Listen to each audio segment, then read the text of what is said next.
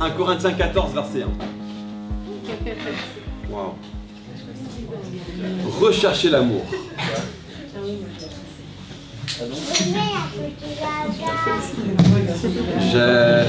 On n'a pas le temps, mais on devrait prendre 20 minutes sur cette phrase.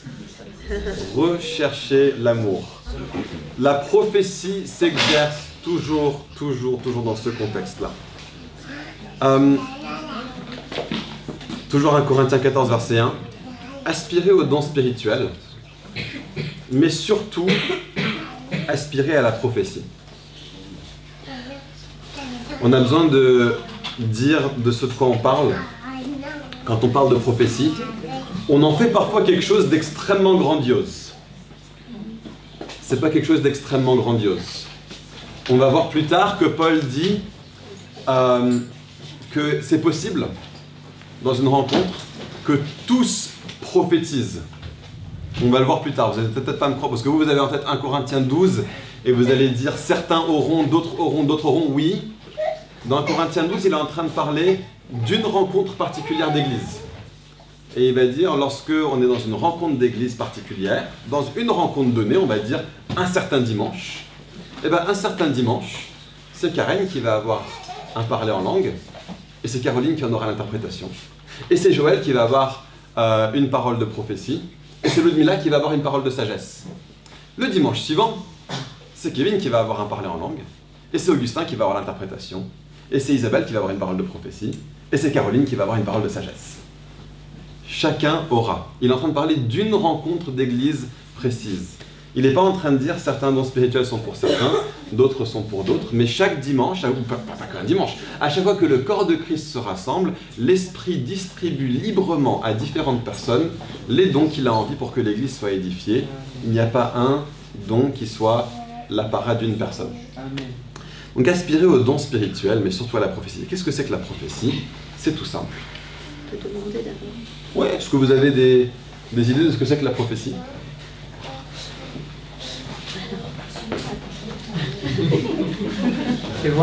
Quelle est ta définition de la prophétie? Moi, ma version, je n'utilise pas le mot prophétie et j'utilise juste les messages reçus de Dieu. C'est très intéressant. Je ne sais pas si c'est une bonne version, mais c'est celle que j'utilise. Écoute, c'est quelle version? BFC. Français Bible courant. français courant. Ouais. C'est bien. En fait, le mot grec, c'est prophétéo. Prophétéo. Mais j'aime beaucoup cette façon-là de traduire le mot prophétiser, en fait. Ok, autre chose? C'est quoi la prophétie? C'est une certaine image qu'on donne. Une image qu'on donne, oui. Le don de parler au nom de Dieu. Le don de parler au nom de Dieu. C'est une version. Et c'est laquelle, celle-là? C'est parole de vie. Parole de vie. Encore une fois, une version de la Bible qui cherche à dire dans un langage de tous les jours ce que la Bible est en train de dire parfois avec des mots compliqués. Et parfois, on décrit le fait qu'il y a... Enfin, on n'aime pas le fait qu'il y ait plusieurs traductions de la Bible. Je trouve que c'est une vraie force. Les amis, les gens qui traduisent les Bibles que nous avons entre nos mains sont des meilleurs théologiens que nous. On peut leur faire confiance, d'accord?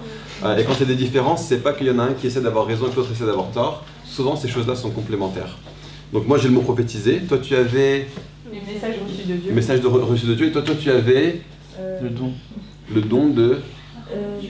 Le don de parler au nom de Dieu. Le don de parler au nom de Dieu. Dans l'imaginaire des gens, je pense qu'on s'imagine très très vite que la prophétie est forcément prédictive, va soit forcément prédire quelque chose de l'avenir, ou va forcément révéler quelque chose de caché spirituellement. Et je pense que la première chose qu'on voudrait dire ce soir, c'est que, alors, les deux traductions que vous avez eues, parler de la part de Dieu, fondamentalement la prophétie, c'est ça. C'est dire des choses que Dieu est en train de dire. Vous pouvez, pour certaines personnes, et j'espère pour tous ceux d'entre vous, et on va essayer de rentrer là-dedans ce soir, vous pouvez recevoir ça de façon surnaturelle, mais vous pouvez aussi le recevoir à cause de ce que vous savez être le témoignage de Jésus.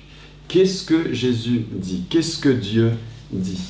Donc, si je pense à vous, mes frères et sœurs, qu'est-ce que Dieu dit sur toi?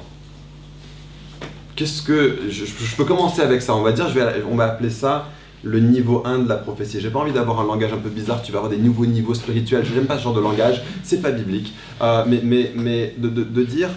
1.0. Ouais, un petit peu la prophétie 1.0, la prophétie de base, la prophétie pour débutants, c'est simplement dire à l'autre quelque chose que Dieu dit sur eux. Donc, si je dis Agnès, Dieu t'aime, qu'est-ce que je suis en train de faire? Je suis en train de prophétiser. Je suis en train de parler de la part de Dieu. Et c'est un don que j'offre à Agnès. Parfois, quand on pense à don spirituel, on pense c'est quelque chose que je reçois. Non, un don spirituel, c'est quelque chose que je donne. Et que Dieu m'accorde pour que je le donne. Et je pense que parfois, on traduit ça don spirituel, et on spiritualise à fond cette notion des dons spirituels. On devrait le traduire tout autant par cadeau spirituel. Donc un don spirituel, c'est pas forcément un don dans le sens mon aptitude, je suis doué à. C'est un cadeau que je reçois pour offrir à quelqu'un d'autre. Le Saint-Esprit me confie quelque chose que j'apporte à d'autres personnes. Je compare souvent une rencontre d'église à une agape. Ça, c'est un bon petit mot de pâteau de canard bien comme il faut. Ceux qui n'ont pas grandi dans l'église, une agape, c'est un moment donné où l'église mange ensemble et chacun apporte une partie à manger. Chacun apporte un truc à manger. Bon, malheureusement, c'est souvent que des quiches. Et des salades. Mais pour qu'une agape soit bien faite, il faut qu'il y ait une variété. Mais admettons que j'arrive à l'agape en me disant, moi aujourd'hui, j'ai le vin. Aujourd'hui, c'est moi qui ai le vin. Je suis doué du don du vin. Et je m'enorgueillis du fait que moi, j'ai le vin. Et que donc, je garde le vin pour moi. Et je me sers de vin. C'est pas ça l'objectif de Dieu pour les dons spirituels. C'est un cadeau qu'il m'a accordé et j'apporte pour le contribuer à tout le monde et tous peuvent bénéficier de ce que moi j'ai aujourd'hui et que d'autres personnes vont avoir autre chose. Bon, verset 1. Mais ça transitionne bien vers le verset 2.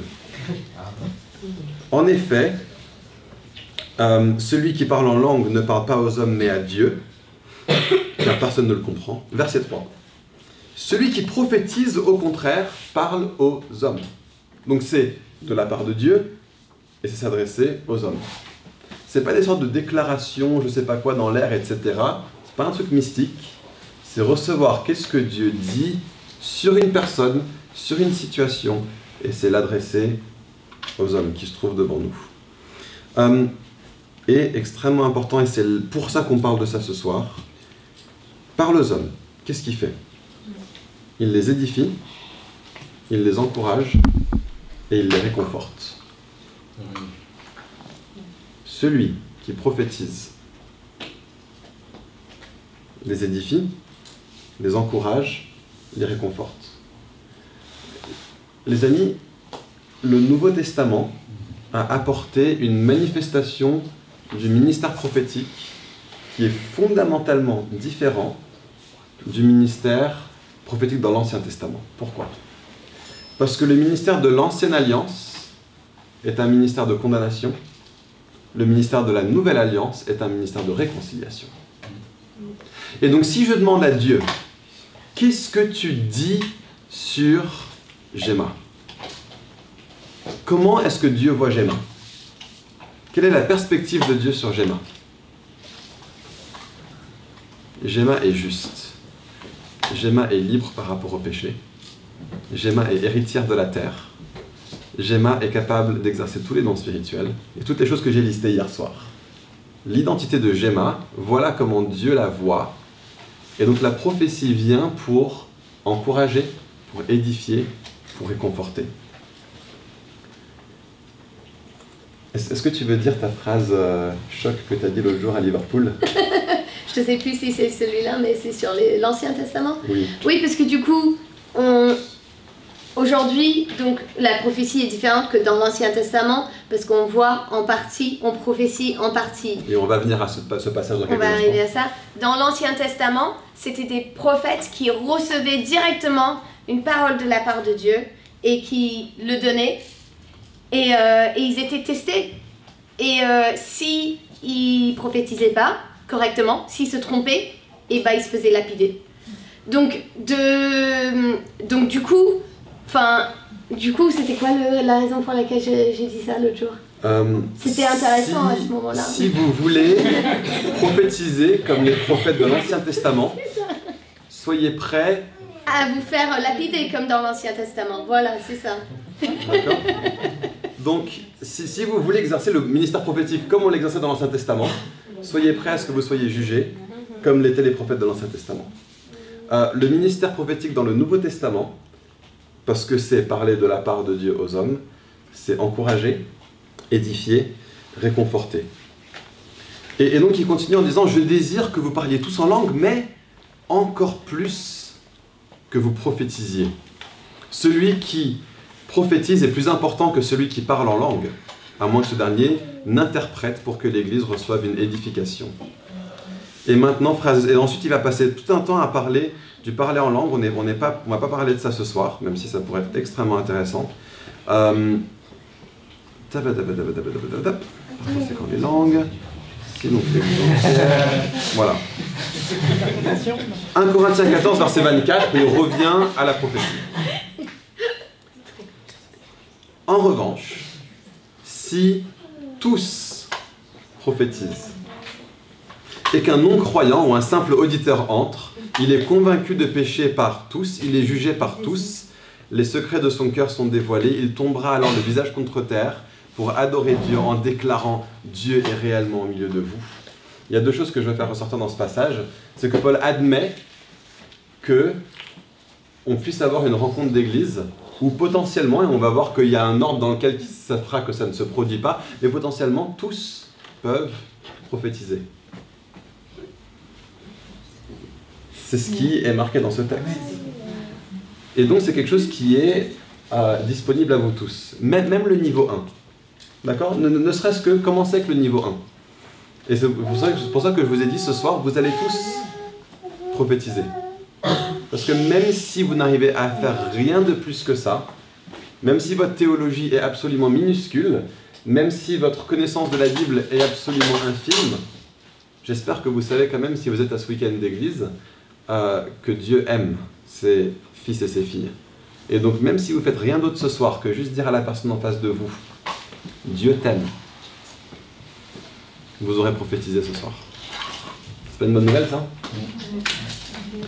Deuxième chose, le ministère prophétique n'est pas, dans ces quelques versets, n'est pas l'antithèse d'être sensible aux non-chrétiens qui sont parmi nous.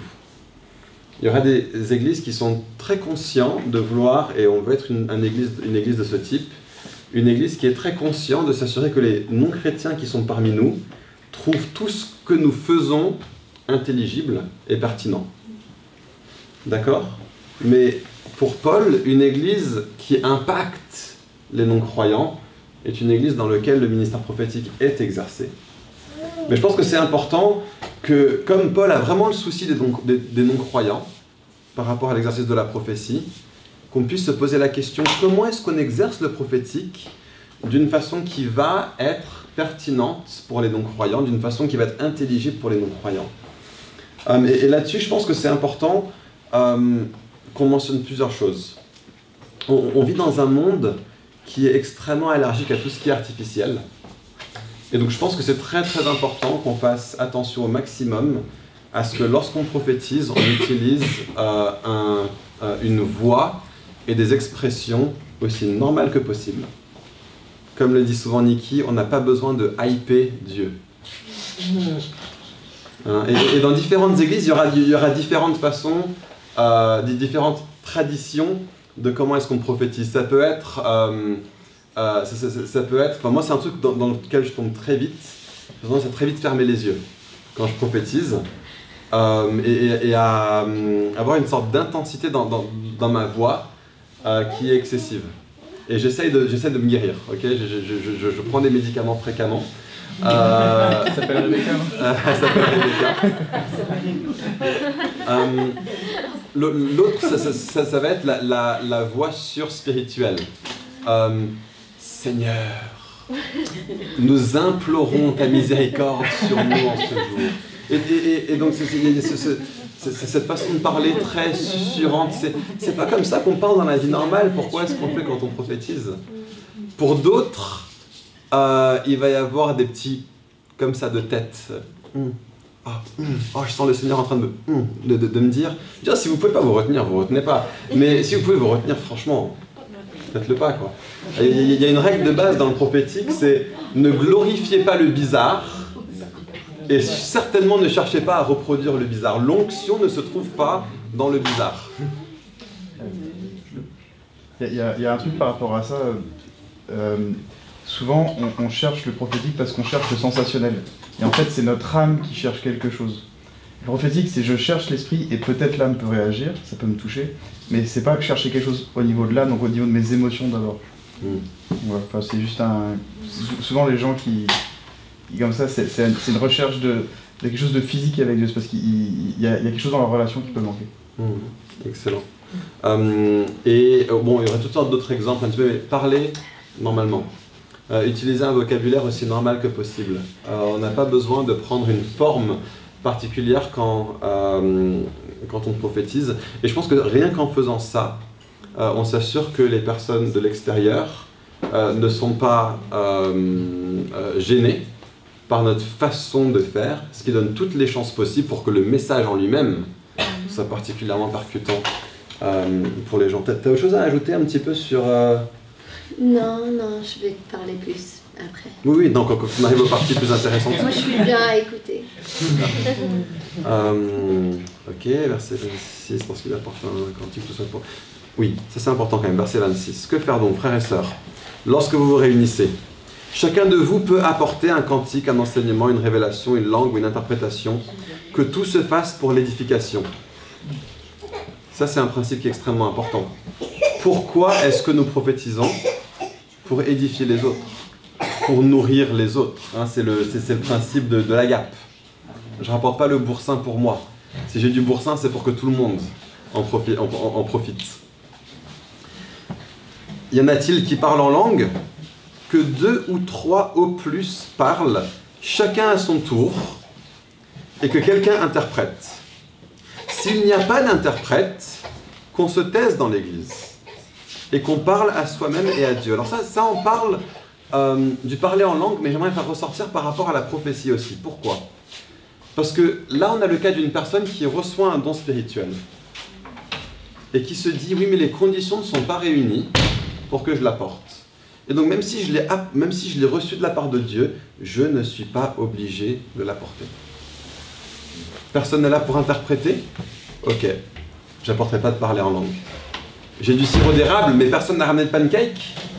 Mon sirop d'érable reste... Non, j'essaie de trouver un meilleur exemple. Trouve-moi un meilleur exemple. Quel type d'aliment est-ce qu'on a qui nécessite un autre aliment pour qu'on puisse l'utiliser? Un cornet de glace.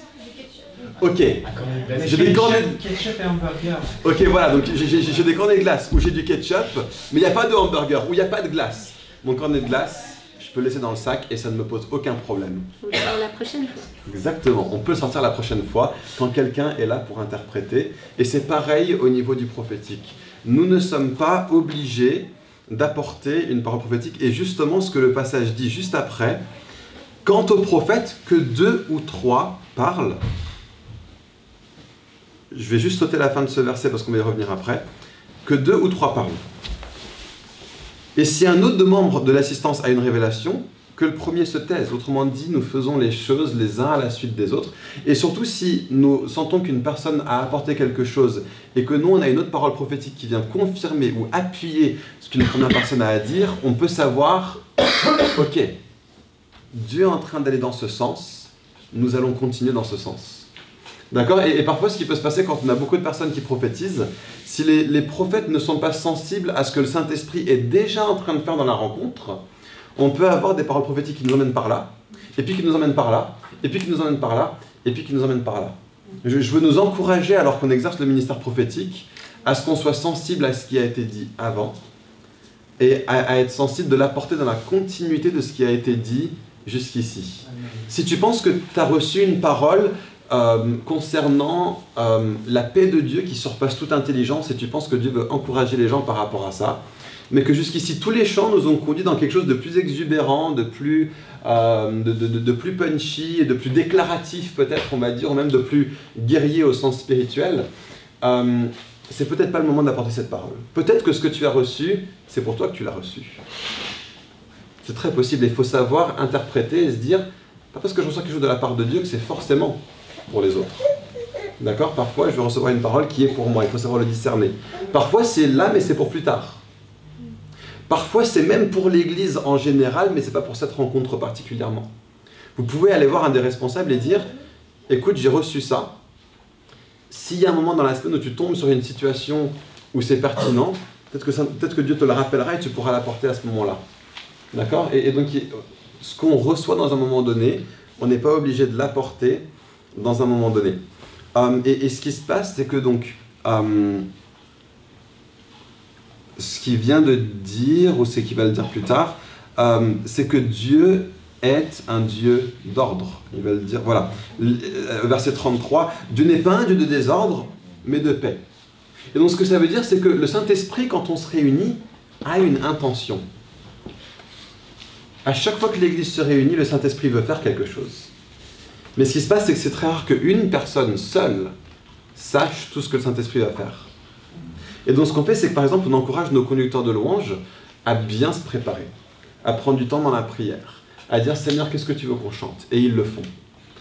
Mais on parle aussi à nos conducteurs de louanges et on leur dit « Mais ayez un plan A solide pour être absolument prêt à le mettre à la poubelle si vous voyez que Dieu nous emmène sur autre chose. » Et donc ça veut dire que nos conducteurs de louanges sont tous appelés, on essaye de rentrer là-dedans, d'être extrêmement souple au niveau de notre façon de conduire la louange. On peut se dire, mais moi je pensais qu'on allait aller par là.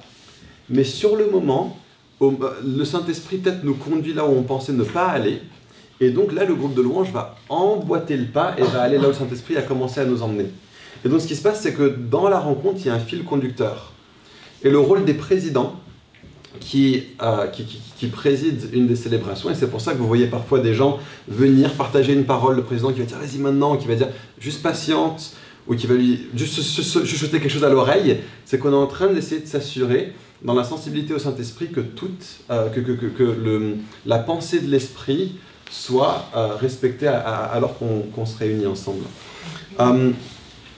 Et donc je vais juste revenir à 2-3 autres passages que j'ai souhaité. Donc quant au prophète que 2 ou 3 parlent, et que les autres évaluent leur message. Est-ce que tu veux parler un petit peu de cette notion d'évaluer? Oui, donc du coup, quand on apporte quelque chose, donc comme on avait déjà dit tout à l'heure, on prophétie en partie, on voit en partie, donc on ne parle pas directement, on ne donne pas directement une parole de la part directement de Dieu, donc il faut savoir le donner avec humilité, sachant que du coup on donne ce qu'on a reçu et qu'on peut se tromper. Et là, encore plus ce soir quand on se met en atelier, ce n'est pas grave de se tromper. Surtout ce soir, on est là pour oser, pour sortir du zone de confort, et ce n'est pas grave de se tromper. On est sous la grâce, on est en famille. Par contre, du coup, quand on donne une parole, on le donne sur une main ouverte. Voici ce que j'ai reçu. Prends, si tu veux. Prends, vois si c'est bon. Donc, il faut qu'on... Ou laisse, si tu veux. Ou laisse, voilà. Vois si c'est bon, et si c'est pas du tout bon, bah, tu le recycles. Et...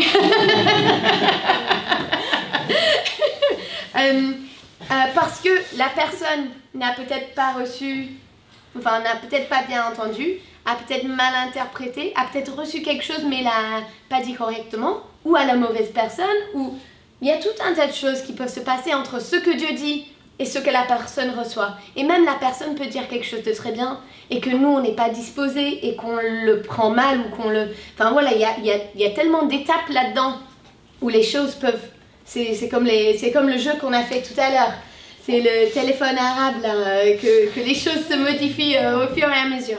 Donc du coup vraiment quand on donne librement. On ne dit pas Dieu dit ça, Gemma, il faut que tu ailles en Australie pour implanter 3 églises et puis déménager en Nouvelle-Zélande pour en implanter encore 2 et puis tu vas au Japon et puis tu reviens en France. Parce que peut-être que c'était pas pour elle.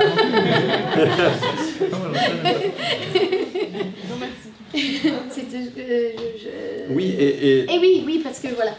Et aussi, et du coup, pour aussi nous aider là-dedans, un truc qui fait partie de notre culture qu'on met en place à Fireplace, que du coup, c'est vraiment au moment ici, on est là pour établir un peu une culture de prophétie. Donc là, on est là pour faire des ateliers, mais pour aussi nous donner des bonnes bases, pour que par la suite, on soit tous des modèles, parce qu'il n'y a pas tout le monde ici, et l'église va grandir, et il y a des gens qui vont nous rejoindre, et donc nous, quand on va se mettre à prophétiser dans nos célébrations, et ben ce que nous faisons, ça va être le modèle que les autres vont voir et vont suivre. Et donc le modèle que nous aimerions que vous suiviez, c'est qu'on ne prophétise pas directement en 1 à 1, tout seul avec quelqu'un. Ouais. C'est une façon très facile de manipuler. Tu prends quelqu'un, peut-être que tu as une autorité sur eux, peut-être que peut-être qu'ils sont fragiles, vulnérables. On ne connaît pas là où ils en sont à ce moment-là. On ne connaît pas forcément où ils en sont au niveau spirituel. Et même si on le sait, par sécurité, pour aider à peser, il faut être à plusieurs. Donc si tu as reçu quelque chose pour quelqu'un, et ben, tu n'es pas obligé d'aller devant et le donner, mais tu peux prendre quelqu'un d'autre, tu peux dire, viens avec moi, viens Lorraine, j'ai quelque chose à partager avec Gemma, tu veux bien venir aussi? Et comme ça, elle est là pour entendre, pour veiller à ce que ce que je dis soit biblique, soit encourageant, soit de la part de Dieu, et puis à aider aussi le comité de noter très vite après ou de même enregistrer les choses que les gens partagent, parce que c'est difficile parfois d'avoir du recul, de se souvenir, ah mais c'était quoi? C'était l'Australie ou c'était le Japon en premier? Ça peut être important. Et donc voilà, vraiment ne jamais faire tout seul, parce que en 1 à 1, parce que la manipulation, parce que pour pouvoir peser et évaluer après. Et voilà, donc je pense que ça c'est vachement important, et on insiste là-dessus. Si quelqu'un vient et vous dit ouais j'ai un truc à te dire, j'ai une parole à t'apporter, dis-lui ok attends, je prends un ami et on évalue à 2, d'accord? Ne laissez pas des personnes venir apporter une parole prophétique tout seul, parce que la Bible dit que les autres, qu'est-ce que tu fais toi? Que les autres évaluent. Et donc pour qu'il y ait évaluation, il faut qu'il y ait une 3e personne. Si on veut être biblique, si on veut être soumis aux Écritures, voilà comment on va vivre le ministère prophétique parmi nous. Et juste une autre chose, je pense juste en particulier si c'est un gars qui a une parole pour une femme, c'est peut-être bien aussi de prendre une femme comme la 3e personne. Surtout si on ne connaît pas bien la personne, ça peut être quelqu'un qu'on ne connaît pas du tout. Et du coup, ça peut être quand même, c'est quoi le mot? Oppressant? Non? Dominant? Ouais, ou un peu flippant, ou je sais pas. Ou je sais pas, enfin... Voilà, d'avoir deux gars qui embarquent avec une parole de Dieu pour une femme. Je sais pas dans l'autre sens si c'est la même chose, mais... Peut-être moins, mais peut-être quand même. Et c'est toujours bien d'essayer d'avoir toujours une personne du même sexe que soi, impliquée dans, un minimum, le trio qui est là lorsqu'on exerce le ministère prophétique. Et je pense aussi une façon extrêmement importante, quand on apporte une parole comme ça sur la paume de la main et pas comme ça pour l'imposer aux gens. Et je pense d'ailleurs, parce que, et on va le voir, tu l'as cité plusieurs fois, mais on l'a pas encore lu, hein. Mais il n'y a pas de souci. Je prophétise. Ouais, c'est ça. C'est que, et d'ailleurs en fait, c'est pas dans 1 Corinthiens 14, c'est à la fin de 1 Corinthiens 13 d'ailleurs, donc peut-être qu'il faut qu'on y aille maintenant. Voilà, 1 Corinthiens 13, verset 9. En effet, nous connaissons partiellement, nous prophétisons partiellement. Mais quand ce qui est parfait sera venu, ce qui est partiel disparaîtra. Ce que ce texte est en train de dire, c'est que nos paroles de connaissance ne sont pas parfaites. D'accord? On aura des paroles de connaissance. Elles ne sont pas parfaites, elles sont partielles.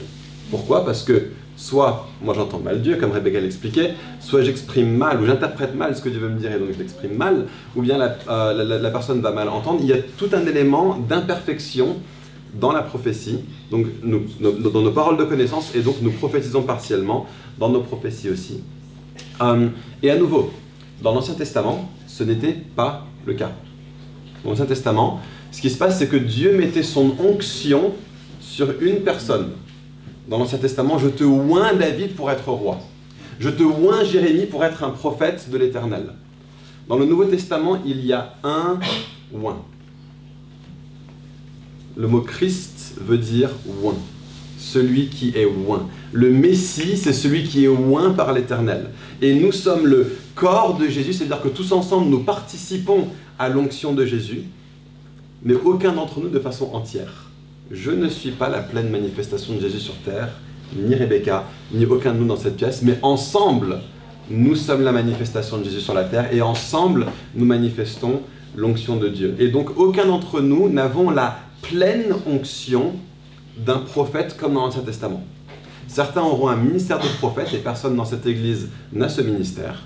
Il y a des choses, mais l'onction du prophète comme dans l'Ancien Testament n'est plus là, elle a été pleinement accomplie par Jésus. Il est celui qui est le prophète, d'accord, qui a cet office de prophète. L'office qui était dans l'Ancien Testament a été pleinement accompli en Jésus, et nous maintenant prophétisons en partie parce que nous sommes un membre du corps de Christ, et c'est lorsque tout le corps est rassemblé que la pleine manifestation de Jésus est là. Et donc, dans l'Ancien Testament, les prophètes disaient « Ainsi parle l'Éternel ». C'est pas comme ça qu'on prophétise dans la Nouvelle Alliance. Et à nouveau,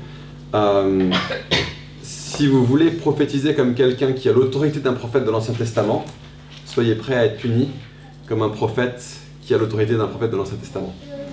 Et donc ce que ça veut dire, c'est qu'on veut vous demander vraiment insistamment, évitez des formules « le Seigneur te dit »,« Dieu te dit »,« le Saint-Esprit te dit ». D'accord ? C'est assumer une autorité qui n'est pas légitime. Donc comment est-ce qu'on apporte? Parce que dès qu'on fait ça, on est en train de prophétiser comme ça. Parce que si le Seigneur te dit, alors si tu désobéis, c'est que forcément il y a un problème chez toi, et pas chez celui qui prophétise. Or, celui qui prophétise, prophétise partiellement. Et donc celui qui prophétise dans le Nouveau Testament doit toujours pouvoir l'apporter d'une façon à ce que l'autre puisse dire « je le reçois » ou bien « je le reçois pas ». C'est un cadeau. Un cadeau, ça se reçoit ou ça se refuse. Sinon, c'est pas un cadeau, c'est une imposition. Et donc, ce que ça veut dire, c'est que nous, on vous dit clairement, pas de vocabulaire du style « Dieu te dit que »,« Dieu me dit que »,« Dieu m'a révélé que », mais plutôt, j'ai l'impression que. J'ai le sentiment que Dieu m'a dit ça. Ou bien on peut dire quelque chose d'objectif, j'ai vu une image dans ma pensée qui est ça. Est-ce que Dieu pourrait être en train de dire? Et donc constamment ces formulations nous permettent de dire je te l'apporte comme ça, c'est à prendre ou à laisser, d'accord? Et c'est jamais imposé. J'allais dire un autre truc, mais ça m'est sorti de la tête. Mais voilà, en tout cas, c'est extrêmement important qu'on ait cette façon-là de prophétiser, sans quoi on est en train de rentrer à nouveau dans de la manipulation et dans un exercice d'autorité qui n'est pas légitime dans le Nouveau Testament. Ouais, tu veux parler de ça maintenant? Ouais, juste une autre chose qui est dans le même contexte de ce qu'on reçoit partiellement, c'est que du coup, il n'est pas sage de prophétiser sur le mariage, la grossesse, la mort. Ce sont des choses que certaines personnes avec un ministère prophétique très approuvé, enfin qui a prophétisé à plusieurs fois, que ça a été validé, etc. Certains osent, dans des contextes particuliers, parler de ces choses-là. Mais à part ça, c'est à éviter, surtout au niveau 1, 2, 3. Et juste par exemple, il y a 7 ans, nous on était dans notre groupe de vie, dans notre ancienne église, et on a fait un petit atelier prophétie. Et il y avait une femme dans mon groupe, et je savais qu'elle essayait, ça faisait 5-7 ans à peu près qu'ils essayaient d'avoir des enfants. Et moi, quand j'ai fermé mes yeux et que j'ai prié pour elle, j'ai vu noir, et puis j'ai vu un petit point blanc qui ressemblait, mais vraiment ressemblait à une échographie de début de grossesse. Mais j'étais là, mais je ne peux pas partager ça, ce ne serait pas sage, pas bon pour elle, pour leur mariage. Moi je suis pas une prophète avérée, c'est pas... Donc du coup, j'ai dit que je voyais... c'était pas mentir, hein, je l'ai décrit autrement.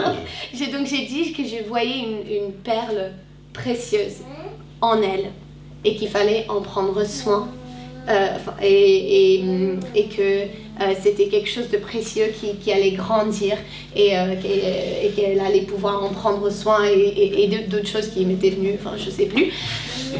Bref, le même soir, Nathan il priait pour son mari. Oui, aussi. Donc on était avec le groupe de gars.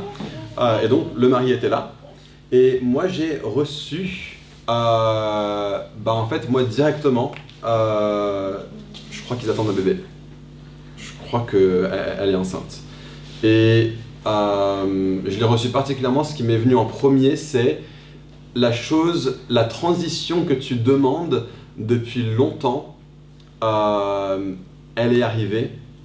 Et vous allez bientôt... Et tout de suite, je me suis dit, ok, c'est qu'ils attendent un bébé. Comment je l'ai partagé? J'ai partagé juste ce que j'ai reçu. Il y a une transition que vous attendez depuis un moment dans votre vie. Je crois vraiment que Dieu est en train de dire que la transition est arrivée maintenant.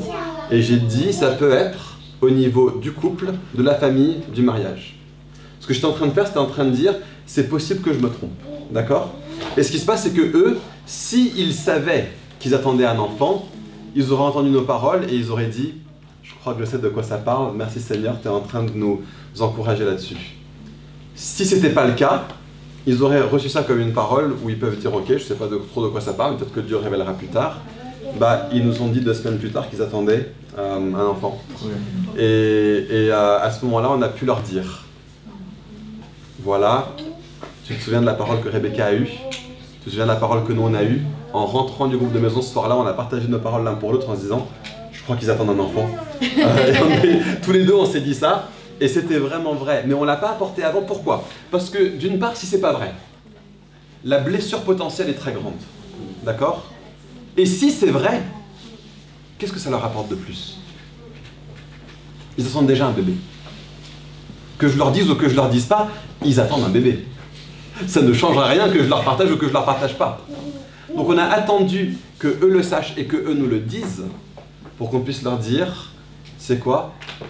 On avait déjà reçu ça, c'était de ça qu'on vous a parlé. Comme ça, ils pourraient se réjouir du fait que la grossesse qu'ils étaient en train de vivre était... que Dieu avait ses yeux dessus. Mais on a attendu ce moment-là avant de l'apporter. Parce que comme ça, la prophétie les encouragerait, les édifierait, les réconforterait. Alors que si on l'avait apporté et qu'eux n'étaient pas encore conscients qu'ils attendaient un bébé, ça les aurait ni édifiés, ni réconfortés, ni quoi que ce soit. Ça aurait créé une attente en eux. Il y a ce passage dans les Proverbes qui dit que l'espérance une espérance qui connaît un délai conduit à de l'amertume de cœur. Et ça leur aurait conduit à avoir une espérance où il y aurait ensuite eu un délai, et ce délai aurait conduit à de l'amertume dans leur cœur. Donc on a dit non, on ne passe pas. Donc ça c'est juste rapidement là-dessus. Et il y a... Oh là, attends, je suis passé dans 1 Corinthiens 15. Fin d'un Corinthiens 14, il me semble qu'il y avait un ou deux autres trucs. Voilà, l'esprit, verset 32. L'esprit des prophètes est soumis aux prophètes. Ce que ça veut dire, c'est que même si tu as reçu quelque chose de la part de Dieu, tu n'es jamais obligé de l'apporter. D'accord? Tu restes maître de toi-même. Et si tu commences à me dire, mais je ne peux pas le retenir, je me demande si ça vient de Dieu. Parce que celui qui donne des choses où on ne peut pas se retenir, celui qui nous fait nous dire, mais c'est plus fort que moi, c'est pas Dieu. c'est l'ennemi. Donc l'esprit des prophètes est soumis aux prophètes. Et je vais juste finir là-dessus. Si quelqu'un croit être prophète ou dirigé par l'esprit, qu'il reconnaisse dans ce que je vous écris un commandement du Seigneur. Là, Paul est en train de finir cette section en prenant autorité et en établissant que ce qu'il vient d'enseigner n'est pas optionnel. Et que si vraiment tu es prophétique, si vraiment tu as un don prophétique et que tu ne veux pas fonctionner dans ce cadre-là, alors tu es en train de révéler que finalement c'est pas de la part de Dieu parce que tu es en train de chercher à prophétiser de façon contraire à l'écriture. Et la première façon de discerner est-ce qu'une parole est prophétique ou pas, c'est est-ce qu'elle est conforme à l'écriture. Est-ce qu'elle est conforme à la Bible? C'est la règle numéro 1 du discernement de est-ce qu'une parole vient de Dieu ou est-ce qu'une parole ne vient pas de Dieu. Si une parole n'est pas conforme aux Écritures, tu peux être sûr, c'est pas de Dieu. Donc Dieu t'aime que quand tu manges des bananes. Est-ce que c'est une prophétie ou pas? Merci d'avoir évalué. Merci d'avoir évalué. Donc on voulait vraiment apporter ce contexte parce qu'on croit au ministère prophétique et la Bible nous dit ne méprisez pas le ministère prophétique. D'accord? C'est quoi le passage exactement? Ne méprisez pas les prophéties. Merci, ne méprisez pas les prophéties. Et donc si on va être absolument bon là-dessus, pour éviter que la prophétie soit méprisée parmi nous, faisons-le de façon biblique. Si on ne fait pas de façon biblique, on sauvera vivre le prophétique n'importe comment, et donc des gens auraient toute raison de mépriser la prophétie parmi nous, parce qu'on ne le ferait pas de façon biblique. Et on veut que ce soit quelque chose qui soit un don pour tous, pour la croissance et l'édification de l'Église, et qu'on puisse se dire, les amis, quelle bonne chose que la prophétie est exercée parmi nous, plutôt que de se dire, mince, je suis un petit peu nerveux, parce qu'il y a la prophétie qui se passe parmi nous. Ok? Voilà pourquoi on veut poser ce cadre, et c'est un cadre de sécurité dans lequel on peut vivre le ministère prophétique d'une façon qui va être biblique d'abord, et puis bonne pour tous. Il n'y aura pas de manipulation associée au prophétique. Il n'y aura pas ces choses-là associées au prophétique parce que on va suivre ces façons toutes simples de l'exercer, et c'est tout simplement ce que dit la Bible.